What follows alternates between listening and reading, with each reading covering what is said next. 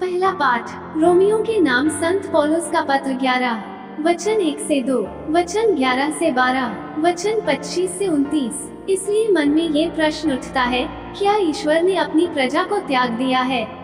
निश्चय ही नहीं। मैं भी तो इजरायली, इब्राहिम की संतान और बेन्यामीन वंशी हूँ। ईश्वर ने अपनी उस प्रजा को, जिसे उसने अपनाया, नहीं त्यागा है। क्या आप नहीं जानते कि धर्म ग्रंथ इलियस के विषय में क्या कहता है, जब वो ईश्वर के सामने इसराइल पर यह अभियोग लगाते हैं? इसलिए मन में ये प्रश्न उठता है, क्या वे अपराध के कारण सदा के लिए पतित हो गए हैं? निश्चय ही नहीं। उनके अपराध के कारण ही गैर यहूदियों को मुक्ति मिली है, जिससे वे गैर यहूदियों की स्पर्धा करें। जब उनके अपराध तथा उनकी अपूर्णता से समस्त गैर यहूदी संसार की समृद्धि हो गई है, तो उनकी परिपूर्णता से कहीं अधिक लाभ होगा। भाइयों, आप घमंडी न बने। इसलिए मैं आप लोगों पर यह रहस्य प्रकट करना चाहता हूँ, इसराइल का एक भाग तब तक अंधा बना रहेगा, जब तक गैर यहूदियों की पूर्ण संख्या का प्रवेश न हो जाए। ऐसा हो जाने पर समस्त इसराइल को मुक्ति प्राप्त होगी। जैसा कि लिखा है, सियोन में मुक्तिदाता उत्पन्न होगा और वो याकूब से अधर्म को दूर कर देगा। जब मैं उनके पाप हर लूंगा, तो यह उनके लिए मेरा विधान होगा। सुसमाचार के विचार से वे तो आप लोगों के कारण ईश्वर के शत्रु हैं, किंतु चुनी हुई प्रजा के विचार से वे पूर्वजों के कारण ईश्वर के कृपा पात्र हैं।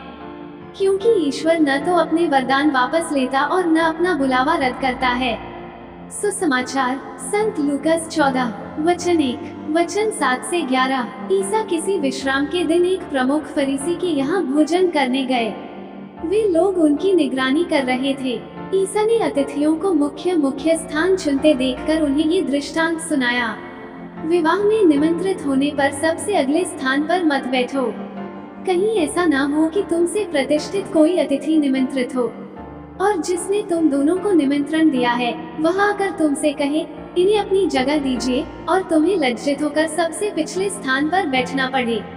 परंतु जब तुम्हें निमंत्रण मिले तो जाकर सबसे पिछले स्थान पर बैठो, जिससे निमंत्रण देने वाला आकर तुमसे यह कहे, बंधु आगे बढ़कर बैठिए। इस प्रकार सभी अतिथियों के सामने तुम्हारा सम्मान होगा। क्योंकि जो अपने को बड़ा मानता है वह छोटा बनाया जाएगा, और जो अपने को छोटा बनाया जाएगा और जो अपने को छोटा मानता है वो बड़ा बनाया जाएगा। मनन चिंतन। यीशु हमेशा हमें विनम्र बने रहने के लिए प्रोत्साहित करते हैं। हम में से कई लोगों के लिए ऊंचा होना, प्रशंसा और सम्मान से प्यार करना बहुत लुभावना है। हम वास्तव में इस दुनिया को ईश्वर से ज्यादा महत्व दे रहे हैं। हम सृष्टि और सृष्टिकर्ता में अंतर स्पष्ट नहीं कर पाते हैं। हम अपना पूरा जीवन संसारिक वस्तु में खो देते हैं।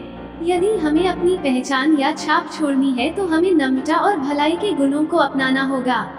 हमें हर समय प्रयत्न करना है कि हम भी यीशु के समान विनम्र, अच्छा और ईश्वरीय जीवन यापन करें। आमीन।